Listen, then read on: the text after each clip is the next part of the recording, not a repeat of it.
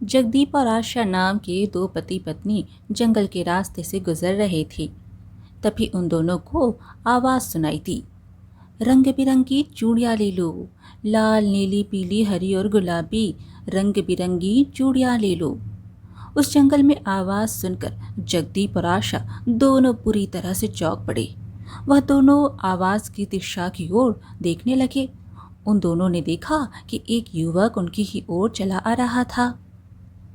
कुछ देर में वह युवक हाथ में गठरी पकड़े उनके पास आकर खड़ा हो गया।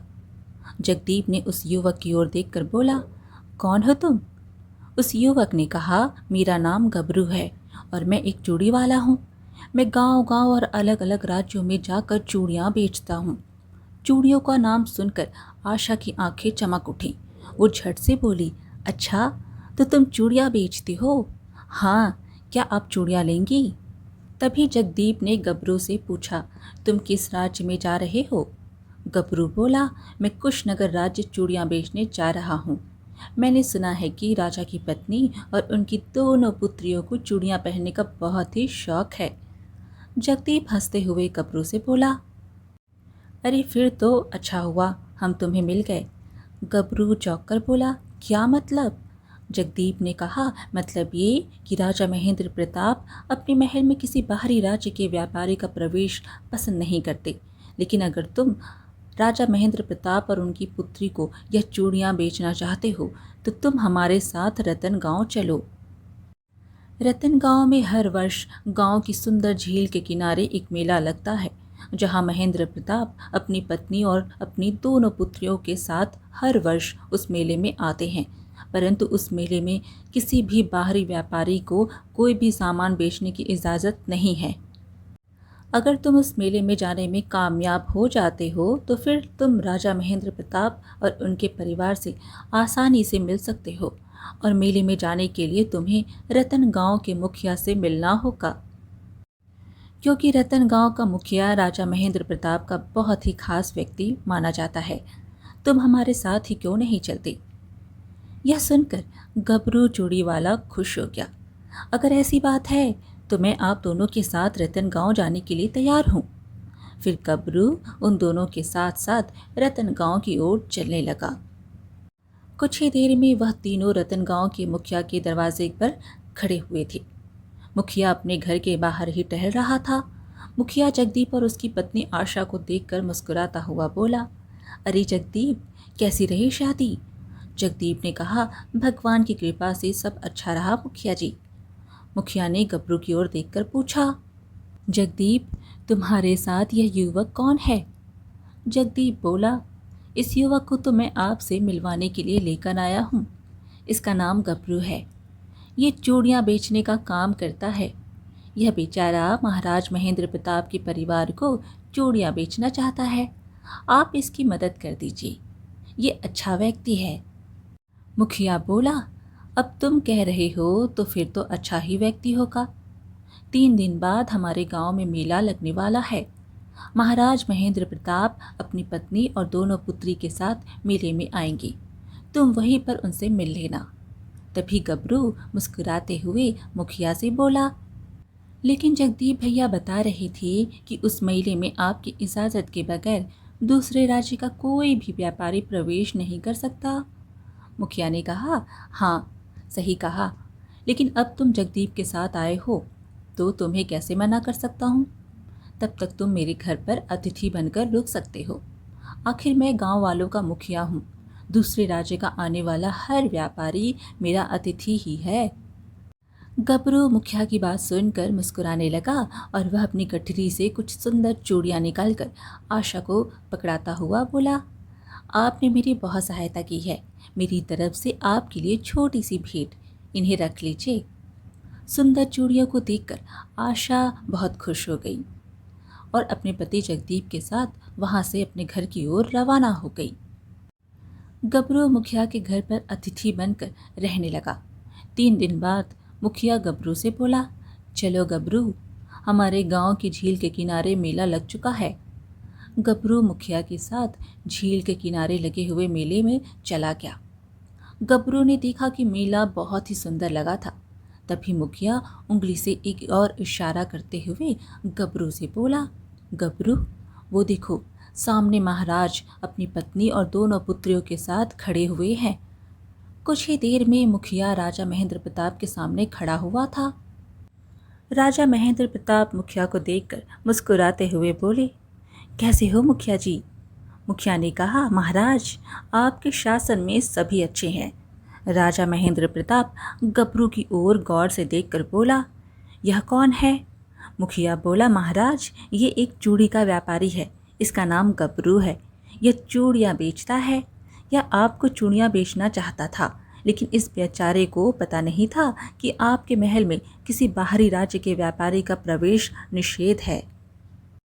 चूड़ियों का नाम सुनकर राजा महेंद्र प्रताप की पत्नी रानी मधुलता और उसकी दोनों पुत्रियां सुनैना और तारा के होठों पर मुस्कुराहट आ गई। वे दोनों खुश होते हुए बोली, कौन कौन से रंग की चूड़ियां हैं तुम्हारे पास? गबरू बोला, राजकुमारी मेरे पास सभी रंगों की चूड़ियां हैं। तो फिर देर किस बात की? गबरू चूड़ी वाले जल्दी से अपनी गठरी खोल दो और हमें चूड़ियाँ दिखाओ।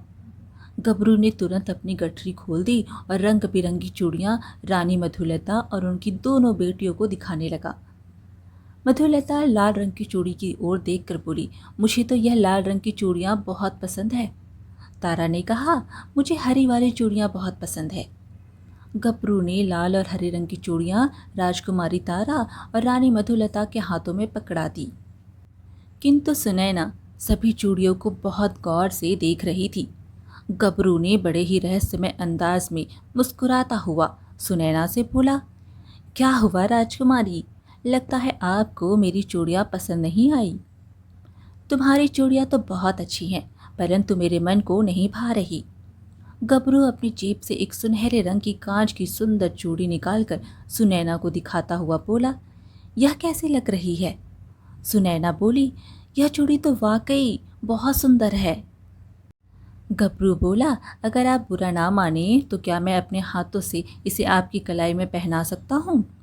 गबरू की बात सुनकर राजा महेंद्र प्रताप और उसकी पत्नी मधुलता बुरी तरह से चौंक पड़ी। वह कुछ कहने ही वाले थे कि तभी सुनैना चहकती हुई बोली, हाँ क्यों नहीं। गबरू ने तुरंत अपने हाथों से सुनैना को वह दोनों चूड़ियाँ पहना दी। चूड़ियाँ पहनकर गबरू राजा महेंद्र प्रताप से बोला, अब मुझे जाने की आज्ञा दीजिए महाराज। राजा ने कहा, तुमने हमारे परिवार को जो चूड़ियाँ दी हैं उनकी कीमत तो बताओ। गबरू बोला, महाराज महारानी और आपकी दोनों पुत्रियों ने मेरी चूड़ियाँ पसंद की और राजकुमारी सुनैना ने मेरे हाथ से चूड़ी पहनी। मेरे लिए यही बहुत बड़ा सौभाग्य है, इससे अधिक मुझे और कुछ नहीं चाहिए। इतना बोलकर गबरू मुखिया को चूड़ियों की गठरी देता हुआ बोला, मुखिया जी यह चूड़ियाँ आप अपने गांव में सभी स्त्रियों को बांट दीजिए। यह मेरी तरफ से आपके लिए एक छोटी सी भेंट है। आपने मुझे अपने घर में 3 दिन अतिथि के रूप में रखा, मेरा बहुत ख्याल रखा। इतना बोलकर गबरू बड़ी ही तेजी से वहाँ से चला गया। राजा महेंद्र प्रताप मुखिया से बोला, बड़ा ही विचित्र व्यापारी था। मुखिया बोला, सही कहा महाराज, यूँ कहा जाए कि यह बड़ा ही रहस्यमय चूड़ी वाला था तो गलत नहीं होगा। सारी चूड़ियाँ मुफ्त में ही दे गया। इतना बोलकर मुखिया गठरी लेकर वहाँ से चला गया और मेले में आई हुई सभी स्त्रियों को चूड़ियाँ बांट दिया। कुछ देर बाद राजा महेंद्र प्रताप अपनी पत्नी और दोनों पुत्रियों को लेकर अपने महल की ओर रवाना हो गया। फिर अगली सुबह राजा महेंद्र प्रताप अपनी दोनों पुत्रियों और पत्नी सहित राज दरबार में बैठा हुआ था। तभी मंत्री जी की नज़र महारानी और उसकी दोनों पुत्रियों की कलाई पर पड़ी। मंत्री चौंकते हुए रानी मधुलता से बोला, महारानी आपकी चूड़ियाँ तो बहुत ही सुंदर लग रही हैं। मंत्री की बात सुनकर राजा महेंद्र प्रताप मुस्कुराते हुए उसे सारी घटना बताते हुए बोला, मंत्री यह चूड़ियाँ कल एक बहुत ही रहस्यमय चूड़ी वाले ने मेरी पत्नी और मेरी दोनों पुत्रियों को भेंट की है। यह सुनकर मंत्री पूरी तरह से चौंक पड़ा और वह सुनैना की कलाई को बहुत गौर से देखता हुआ राजा महेंद्र प्रताप से बोला, महाराज महारानी मधुलता और राजकुमारी तारा के हाथ में चूड़ियाँ तो साधारण लग रही हैं, परंतु राजकुमारी सुनैना ने जो चूड़ियाँ पहनी हुई हैं वो चूड़ियाँ तो देखने में बड़ी ही अद्भुत लग रही हैं। महाराज, मुझे लगता है कि आप इन दोनों चूड़ियों को बहुत ही गौर से देखें। क्या यह चूड़ियाँ आपको जानी पहचानी नहीं लगती? मंत्री जी की बात सुनकर राजा महेंद्र प्रताप बुरी तरह से चौंक पड़ा और राजकुमारी सुनैना के हाथ में उन दो चूड़ियों को बहुत ही गौर से देखते हुए बोला, तुम सही कह रहे हो मंत्री। राजकुमारी सुनैना के हाथों में दो चूड़ियाँ बिल्कुल उस चूड़ी से मेल खाती हैं जो मैंने अपने हाथ में पहन रखा है। मंत्री बोला, महाराज, लगता है आपका ध्यान कहीं भटक गया था। आपको उस रहस्यमय चूड़ी वाले से चूड़ी नहीं लेनी चाहिए थी। मंत्री ने इतना कहा ही था कि तभी राजकुमारी सुनैना की हाथ की चूड़ी बुरी तरह से चमकने लगी।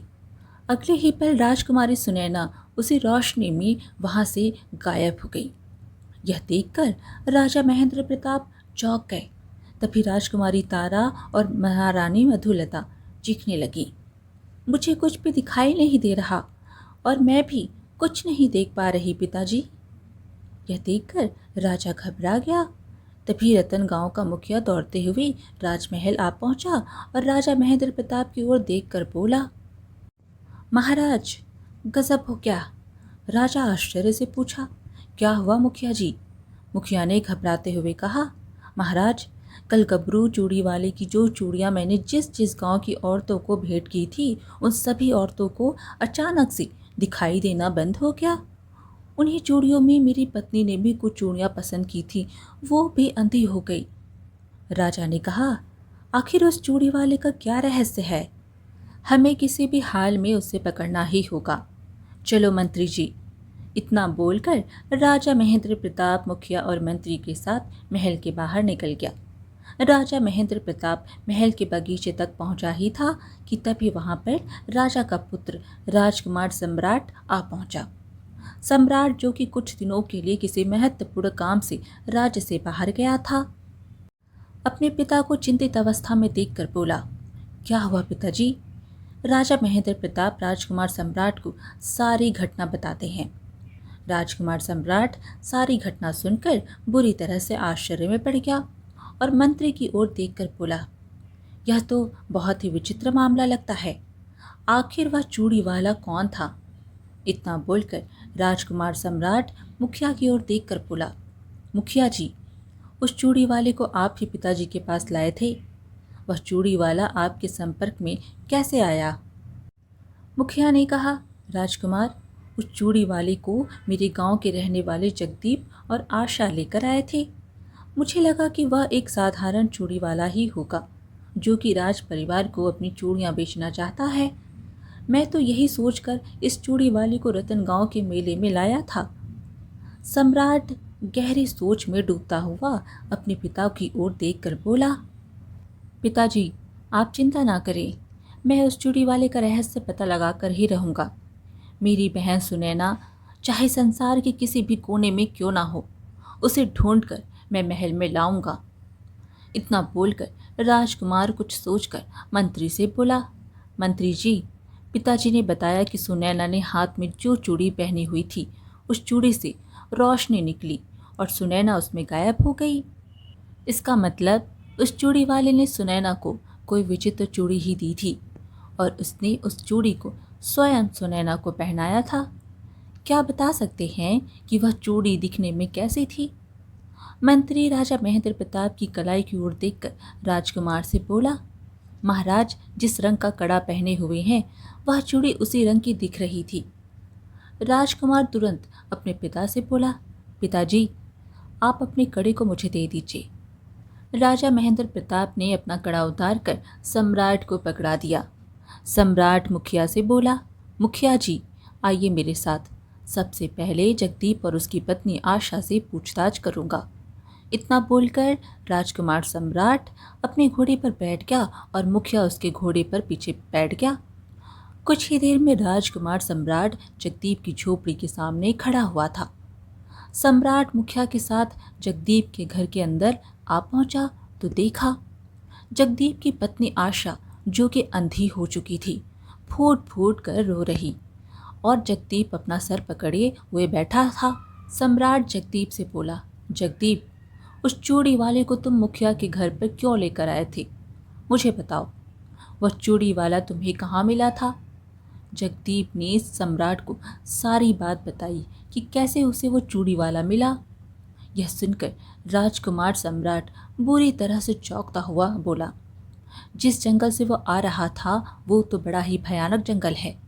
जगदीप ने कहा, हाँ, उस समय मेरे दिमाग में भी ये बात आई तो मैंने गबरू उस चूड़ी वाले से पूछा भी था, लेकिन उसने इतनी सरलता से मेरा दिमाग घुमा दिया कि मुझे उस पर ज़रा सा भी शक नहीं हुआ। जगदीप की बात सुनकर सम्राट गहरी सोच में डूबता हुआ अपने आप से बोला, इसका मतलब यह है कि वह रहस्यमय चूड़ी वाला उसी भयानक जंगल से ही आया था। मुझे चूड़ी वाले को वहीं तलाशना होगा। इतना बोलकर सम्राट जगदीप के घर से बाहर निकल आया और अपने घोड़े का रुख सीधे उस भयानक जंगल की ओर कर दिया। राजकुमार आधे दिन तक अपना घोड़ा उस भयानक जंगल के गहराइयों में दौड़ा रहा था।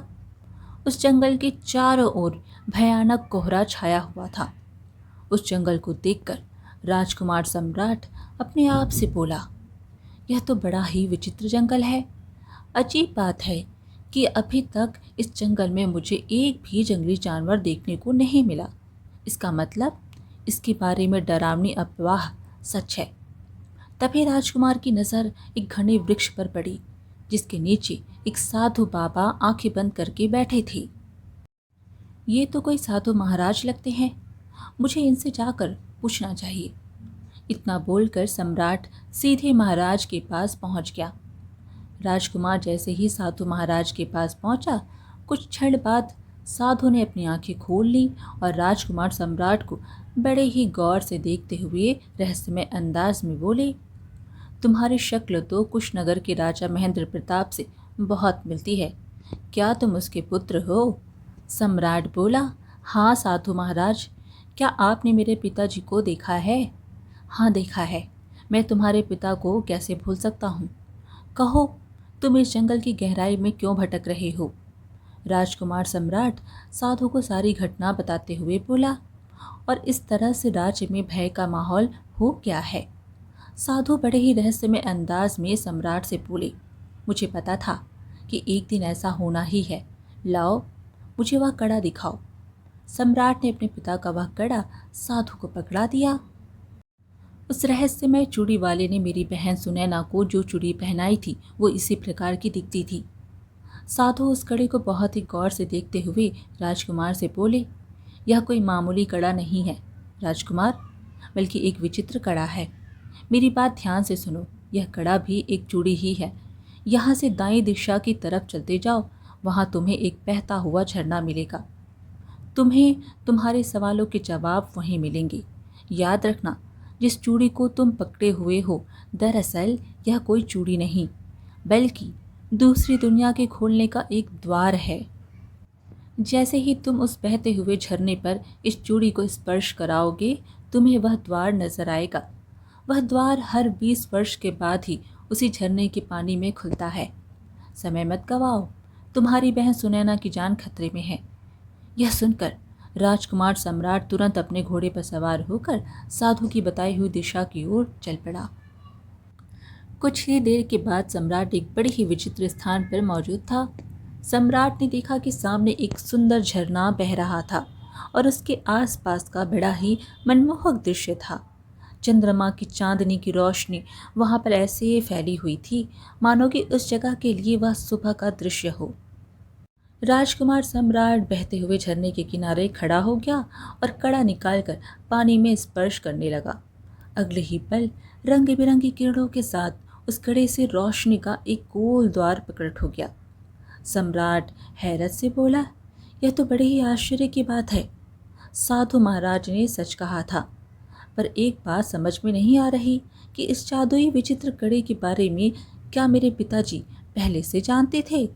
राजकुमार सम्राट ने इतना कहा ही था कि तभी उसके कानों में एक बूढ़ी औरत की आवाज़ आई, उस कड़े को मुझे दे दो। वो कड़ा तुम्हारे बाप का नहीं, बल्कि मेरा है। राजकुमार सम्राट ने जैसे ही पलट कर देखा तो उसके सामने झाड़ियों में एक बूढ़ी औरत लाठी पकड़ी हुई खड़ी हुई थी। राजकुमार सम्राट ने तुरंत उस कड़े को अपनी जेब में रख लिया और उस बूढ़ी औरत के करीब आते हुए बोला, आप कौन हैं? बूढ़ी औरत ने कहा, सबसे पहले जिस कड़े को तुमने अपनी जेब में रखा है वह कड़ा मुझे दे दो। वो कड़ा एक विचित्र जादुई चूड़ी है जो कि मेरी है। बरसों पहले तुम्हारे पिता ने उस चूड़ी को मुझसे इसी स्थान पर छीना था। यह सुनकर राजकुमार सम्राट बुरी तरह से चौंक पड़ा। यह झूठ है, मैं इस बात को नहीं मानता। तभी राजकुमार के कानों में पीछे से एक युवक की आवाज़ आई, यह सत्य है। राजकुमार सम्राट जैसे ही पलट कर देखा तो उसके सामने एक युवक खड़ा हुआ उसे रहस्यमय अंदाज में देख रहा था। सम्राट बोला, कौन हो तुम? उस युवक ने कहा, रहस्यमय चूड़ी वाले की तलाश में तुम यहाँ तक आए हो। मैं वही हूँ। मुझे लगा था कि मुझे ढूंढते हुए तुम्हारा बाप आएगा, लेकिन वह हमेशा कायर था। शायद मुँह छुपाकर महल में ही बैठा हुआ है। यह सुनकर राजकुमार बुरी तरह से क्रोधित हो उठा और अपनी तलवार निकालकर उस चूड़ी वाले से बोला, अगर एक शब्द और तुमने अपनी जुबान से निकाला तो तुम्हारी गर्दन तुम्हारे धड़ से अलग कर दूंगा। चूड़ी वाले ने कहा, सच इतना ही कड़वा होता है राजकुमार। तुम भी अपने बाप की तरह ही हो। जो काम बरसों पहले उसने इसी जंगल में किया था तुम भी वही करने आए हो। लेकिन तब की स्थिति और अब की स्थिति में धरती और आकाश का अंतर है। आज तुम्हारी बहन सुनैना मेरे कब्जे में है।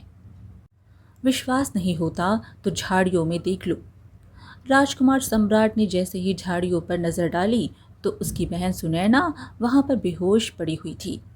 सम्राट अपनी बहन के पास जाने ही वाला था कि तभी गबरू राजकुमार से बोला, अपने कदम वहीं रोक लो, क्योंकि तुम्हारी बहन जो विचित्र चूड़ी पहनी हुई है उस चूड़ी की एक खासियत यह भी है कि वह मेरा आदेश मानती है। अगर तुमने अपनी बहन को उठाने का प्रयत्न किया तो उस चूड़ी को तुम्हारी बहन को जलाने का आदेश दे दूंगा। तुम्हारी बहन की तुम्हें हड्डियां भी नहीं मिलेंगी। सम्राट के कदम वही रुक गए। सम्राट खुद को बेबस और लाचार महसूस करने लगा।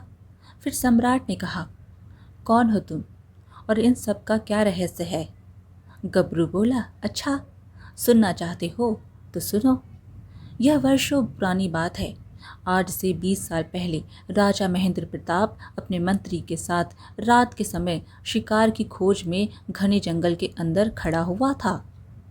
जंगल के अंदर पसरे भयानक सन्नाटे को देखकर मंत्री जी राजा महेंद्र प्रताप से बोला, महाराज हमें वापस चलना चाहिए। यह भयानक खतरनाक जंगल है।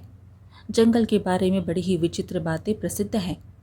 तभी राजा महेंद्र प्रताप की नज़र एक झरने पर पड़ी। राजा महेंद्र प्रताप मंत्री से बोला, वो सामने देखो, कितना सुंदर झरना बह रहा है। तभी उस झरने के बहते हुए पानी में रंग बिरंगी किरणें फूटने लगी। मंत्री ने कहा, महाराज ये तो बड़ा ही विचित्र दृश्य है, हमें छुप कर देखना चाहिए। राजा महेंद्र प्रताप घने वृक्ष के पीछे छुपकर उस विचित्र दृश्य को देखने लगा। झरने के पानी में अचानक एक गोल द्वार रंग बिरंगी किरणों से प्रकट हो गया और उस द्वार के अंदर से एक व्यक्ति और एक औरत और एक 10 वर्ष का बच्चा निकलकर बाहर आ गए। उस व्यक्ति ने अपने हाथ में एक गठरी पकड़ रखी थी। उनके बाहर आते अचानक वह रंग बिरंगी किरणों से चमकने वाला द्वार गायब हो गया। वह तीनों लोग झरने के सामने झाड़ियों पर बैठ गए। वह बच्चा उस व्यक्ति से बोला, पिताजी आखिर हम 20 वर्ष बाद पृथ्वी पर क्यों आते हैं? उस व्यक्ति ने कहा, हम जादुई चूड़ी नगर के रहने वाले हैं। हमारे नगर में बनने वाली सभी चूड़ियों के अंदर एक विचित्र खासियत होती है। हम सब पृथ्वी लोक आकर पृथ्वीवासियों को बहुत कम दामों में चूड़ियाँ बेचकर उनकी मदद करते हैं। बच्चे ने कहा, वह कैसे पिताजी? तभी वह औरत गबरू से बोली, गबरू वह ऐसी कि हमारी चूड़ियाँ जो भी स्त्रियाँ पहनती हैं उनकी किस्मत कुछ दिनों बाद बदल जाती है। बच्चे ने फिर पूछा, तो फिर हम यहाँ पर साधारण लोगों की तरह क्यों रहते हैं? हम तो जादू भी जानते हैं। उसकी माँ ने कहा, क्योंकि हमारा जादू पृथ्वी पर आकर कमज़ोर हो जाता है। इतना बोलकर वह औरत अपने हाथ में एक विशेष कड़ा दिखाती हुई गबरू से बोली, देखो, यह चूड़ी कड़े की तरह दिखती है, मगर यह हमारी दुनिया तक पहुंचने का एक जादुई द्वार है। इस कड़े का रहस्य किसी मनुष्य को पता लग गया तो वह हम सबको नुकसान पहुंचा सकता है। मनुष्य अच्छे भी होते हैं और बुरे भी होते हैं। कैसा नुकसान माँ? इस कड़े को जो भी मनुष्य पहने उसे कोई भी सम्राट या राजा हरा नहीं पाएगा। उसके अंदर एक अद्भुत शक्ति होगी। यह सुनकर राजा महेंद्र प्रताप बुरी तरह से चौंक पड़ा और मंत्री से बोला, मंत्री, वो विचित्र कड़ा मुझे किसी भी कीमत पर चाहिए। मंत्री बोला, महाराज, सोच लीजिए, आपके सामने जितने भी लोग दिखाई दे रहे हैं वह हमारी दुनिया के नहीं हैं। राजा बोला, वह चाहे किसी भी दुनिया के हों, मुझे वह कड़ा किसी भी कीमत पर चाहिए। राजा महेंद्र प्रताप अपनी तलवार लेकर अचानक उन सबके सामने आकर खड़ा हो गया और उस औरत से बोला, तुम जो अपने हाथ में कड़ा पहनी हुई हो, उस कड़े को सीधी तरह से मेरे हवाले कर दो। मैं कुशनगर का राजा महेंद्र प्रताप हूँ। यह जंगल मेरे ही राज्य के अधीन है। तभी उस औरत के पति राजा महेंद्र प्रताप से बोला, ऐसा मत कीजिए महाराज, अगर यह कड़ा हम आपको दे देंगी तो हम अपनी दुनिया में कभी भी वापस पहुंच नहीं पाएंगे। यह कड़ा एक द्वार है। राजा बोला, मुझे कोई फर्क नहीं पड़ता। राजा की बात सुनकर वह व्यक्ति गुस्से से बोला, यहाँ से चले जाओ राजा, नहीं तो अंजाम बहुत बुरा होगा। राजा महेंद्र प्रताप बुरी तरह से क्रोधित हो उठा। उसने तुरंत तलवार का सीधा वार उस व्यक्ति की गर्दन पर कर दिया। वह व्यक्ति चीखता हुआ झरने के पानी में गिर पड़ा। यह देखकर गबरू बुरी तरह से कांपता हुआ अपनी माँ से बोला, माँ, इन्होंने तो पिताजी को मार दिया है। पृथ्वीवासी बहुत बुरे होते हैं। पृथ्वीवासियों की मदद करने के लिए यहाँ आई थी। तभी राजा विक्रम ने कड़ा जबरदस्ती उस औरत के हाथ से उतारकर अपने हाथ में पहन लिया। कड़ा पहनते ही राजा महेंद्र प्रताप अद्भुत शक्ति महसूस करने लगा। अब मुझे कोई नहीं हरा सकता। अब इनका जीवित रहना मेरे लिए घातक है। अब मुझे इनकी जादुई चूड़ियों की कोई आवश्यकता नहीं है। इतना बोलकर राजा महेंद्र प्रताप ने तलवार का वार उस बच्चे और औरत पर कर दिया। वह दोनों चीखते हुए बेहोश हो गए। तभी वहां पर वही साधु आ पहुंचा और राजा महेंद्र प्रताप की ओर देखकर क्रोधित अवस्था में बोला, महाराज, आपने बहुत बड़ी भूल कर दी। यह बेचारे इस दुनिया के वासी नहीं थे। आपने इनके साथ ऐसा क्यों किया? यह तो पृथ्वीवासियों की मदद करती थी। राजा बोला, बकवास बंद कर साधु, मेरे हाथ में जादुई कड़ा है। अब तेरे भी तंत्र मंत्र मेरा कुछ नहीं बिगाड़ सकते। इतना बोलकर राजा महेंद्र प्रताप मंत्री के साथ वहां से चला गया। वर्षों पुरानी कहानी बताकर गबरू की आंखों में आंसू भर आए थे। गबरू राजकुमार सम्राट की ओर देखकर बोला, राजा महेंद्र प्रताप ने सोचा था कि उसने मुझे और मेरी माँ को भी मार दिया है, परंतु साधु महाराज ने जंगल की जड़ी बूटियों से हम दोनों का इलाज किया और हम दोनों स्वस्थ हो गए। मैं बहुत छोटा था, इसलिए मैं चाह कर भी कुछ नहीं कर सकता था, परंतु साधु महाराज ने मुझे बताया कि मेरे पिताजी जिस गठरी में चूड़ियाँ लेकर आए थे वह चूड़ियाँ भी मायावी थी, जो सिर्फ अपनी ही दुनिया के व्यक्ति का आदेश मानती थी। तब से मैं 20 वर्ष तक बदले की आग में चलता रहा। आखिर मेरे पिता का क्या दोष था? हमारा परिवार तो तुम्हारी पृथ्वी पर आकर इंसानों की मदद करता था। तभी वहाँ पर वही साधु आते हैं और राजकुमार सम्राट से बोले, तो तुम्हें अपने पिता की सच्चाई पता लग गई। राजकुमार सम्राट की आंखों में आंसू थे। राजकुमार सम्राट ने तुरंत उस कड़े को उस बूढ़ी औरत को पकड़ा दिया और गबरू चूड़ी वाले से बोला, मेरे पिता ने जो किया वह बहुत ही गलत था, लेकिन तुमने रतन गांव के वासियों को जो अंधा बनाया वह भी गलत था। तुम उन्हें सही कर दो, उनका इन सब में कोई दोष नहीं है। तभी सुनैना को होश आ गया।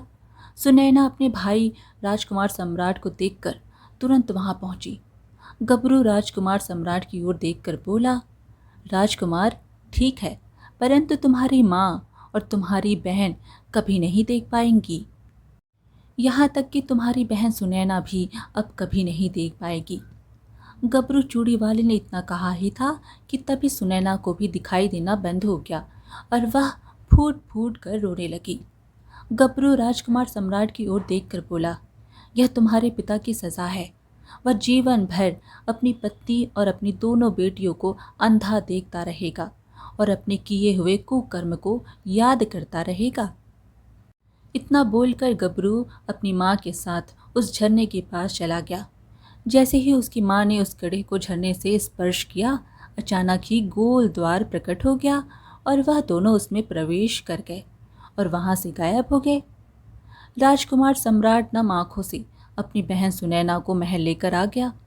महल में आते ही राजा महेंद्र प्रताप सम्राट से बोला, रतन गांव में जितने भी लोग अंधे हुए हैं वो सब सही हो गए, लेकिन राजकुमारी तारा और मधुलता अभी भी अंधे हैं। राजकुमार सम्राट अपने पिता को क्रोध भरी नजरों से घूरने लगा और सारी घटना बताते हुए अपने पिता से बोला, यह सब आपके ही कुकर्म का फल है पिताजी। न आपके मन में लालच आता और ना ही आज मेरी माँ और मेरी दोनों बहनें अंधी होती। अपने बेटे की बात सुनकर राजा महेंद्र प्रताप की आंखों में आंसू आ गए। अगले दिन राजा महेंद्र प्रताप ने कुशनगर की गद्दी अपने बेटे सम्राट के हाथ सौंप दी और फिर वह जीवन भर अपने किए हुए उस बुरे कर्म को लेकर पछताते रहा और अपनी दोनों बेटियों और अपनी अंधी पत्नी को देखकर रोता रहा। आज की कहानी यहीं पर समाप्त हुई। फिर मिलेंगे एक और कहानी के साथ। कहानी पसंद आए तो लाइक शेयर ज़रूर करें और चैनल को सब्सक्राइब करना बिल्कुल ना भूलें। धन्यवाद।